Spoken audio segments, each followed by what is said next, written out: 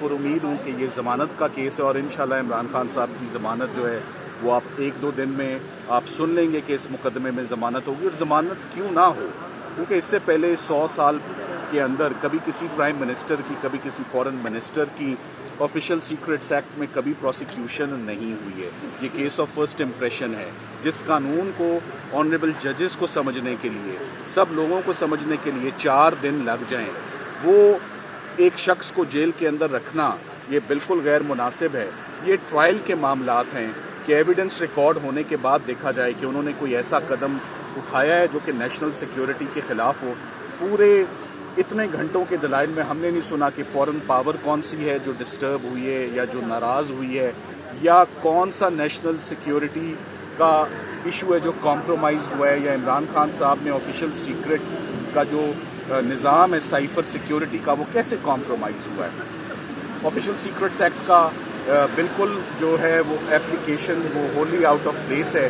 اس کے اندر ministry of foreign affairs مدعی ہی نہیں ہے. 1 سال کی تاخیر کے بعد یہ پرچہ رجسٹر ہوتا ہے. 4 ملزم بتائے جاتے ہیں، 4 میں سے 2 کو نکال دیا جائے جب بیچ میں سے اسد عمر صاحب کو نکال دیا جاتا ہے، اعظم خان سے بیان لے لیا جاتا ہے، تو کیس کے حالات اسی وقت مشکوک ہو جاتے ہیں اور ضمانت کا کیس بن جاتا ہے. جو معاملہ سائفر کا نیشنل سیکیورٹی کمیٹی کے آگے 2 دفعہ رکھا جائے، جو معاملہ کیبنٹ کے آگے رکھا جائے، جو سپریم کورٹ آف پاکستان کے آگے رکھا جائے، وہ کرمنل لا کا سبجیکٹ کیسے بن سکتا ہے؟ وہ کرمنل لا میں ایشو کیسے بن سکتا ہے؟ آپ ایف آئی اے بتا دیں کہ آپ نے کیا جو سکسیسر پرائم منسٹر تھے ان کو شامل تفتیش کیا، ان کا بیان ریکارڈ کیا، یا ان کو ملزم بنایا اس کیس میں؟ جواب ہے نہیں، خاموشی. تو یہ تمام کے تمام انڈیکیٹرز ہیں کہ اس کیس میں بہت زیادہ بھام ہے. کوئی ایک ایسپیکٹ بھی ڈسٹربنگ نہیں رہا، کوئی اس میں ملک کو نقصان نہیں ہوا. اس میں بلکہ ملک کا فائدہ ہی ہوتا ہے کہ آپ کسی دوسرے ملک کو روکیں کہ ہمارے اندرونی معاملات میں مداخلت نہ کریں. آپ نے بہت سیریس بات کر دی ہے. نہ یہ ڈیتھ سینٹینس کا کیس ہے، نہ یہ لائف امپریزنمنٹ کا کیس ہے. میری نظر میں یہ جرم ہی نہیں ہے. یہ بہت جلد جب ضمانت کا فیصلہ ہو جائے گا تو آپ کو پھر سمجھ آ جائے گی کہ اس کیس کے اندر کیا اور اس کے اندر کیا لکھا ہے. پر فائنلی دلائل مکمل ہو چکے ہیں دونوں سائڈ سے. میں نے بھی اپنے تمام سبمیشنز مکمل کر لیے ہیں اور سرکار نے بھی تقریباً 2 دن اور 4 گھنٹے کی دورانیہ جو تھی وہ سرکار نے لی.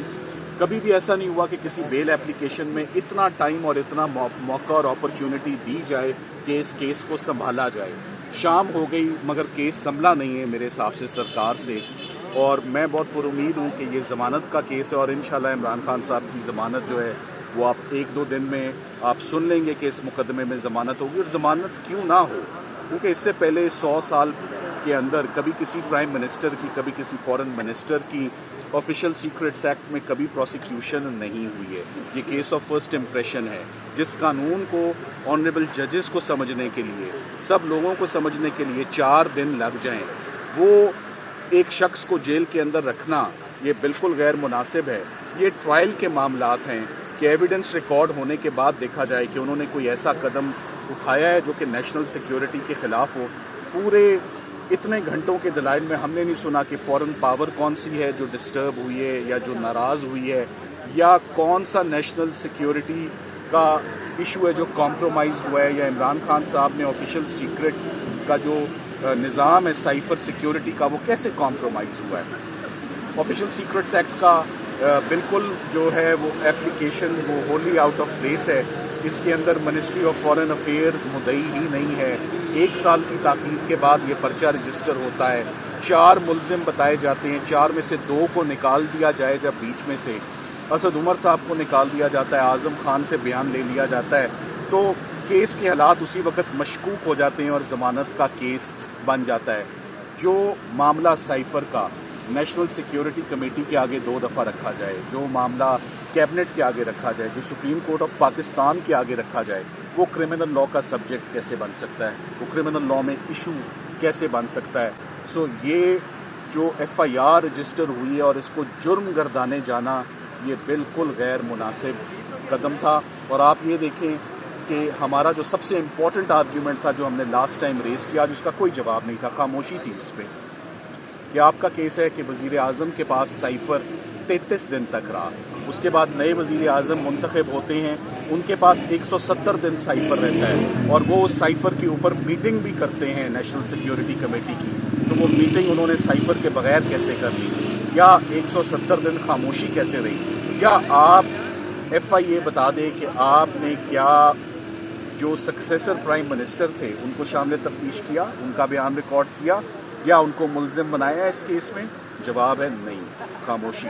तो ये तमाम के तमाम इंडिकेटर्स हैं कि इस केस में बहुत ज़्यादा भाम है, कोई एक एस्पेक्ट भी डिस्टर्बिंग नहीं रहा, कोई इसमें मुल्क को नुकसान नहीं हुआ, इसमें बल्कि मुल्क का फ़ायदा ही होता है कि आप किसी दूसरे मुल्क को रोकें कि हमारे अंदरूनी मामलात में मदाखलत ना करें।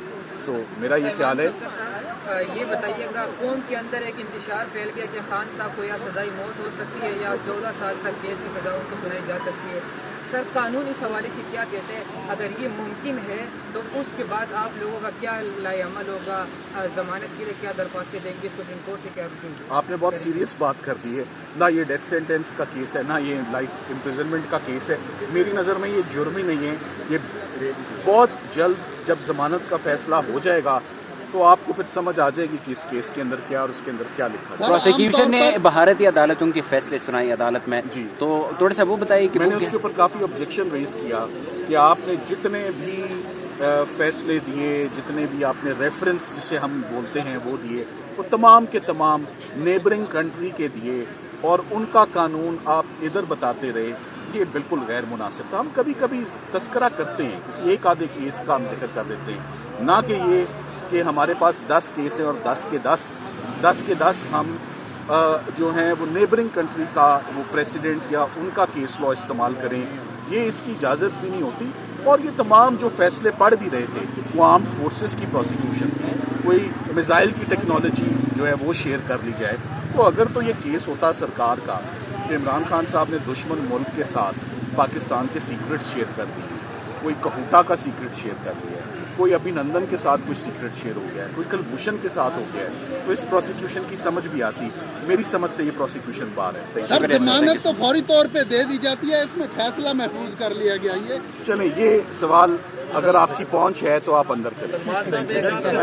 एक सवाल है इस केस से हटकर, नवाज शरीफ साहब ने इस्लामाबाद हाई कोर्ट से जमानत के लिए रुजू करना है, वो सजा याफ्ता है। अगर आपको काउंसिल मुकर्रर करती है पाकिस्तान मुस्लिम लीग नून, आप ये नवाज शरीफ के केस में काउंसिल होंगे?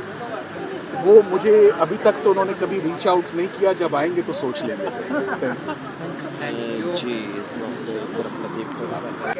आपने बहुत सीरियस बात कर दी है ना। ये डेथ सेंटेंस का केस है ना, ये लाइफ इम्प्रिजनमेंट का केस है। मेरी नज़र में ये जुर्म ही नहीं है। ये बहुत जल्द जब ज़मानत का फैसला हो जाएगा तो आपको फिर समझ आ जाएगी कि इस केस के अंदर क्या और उसके अंदर क्या लिखा है।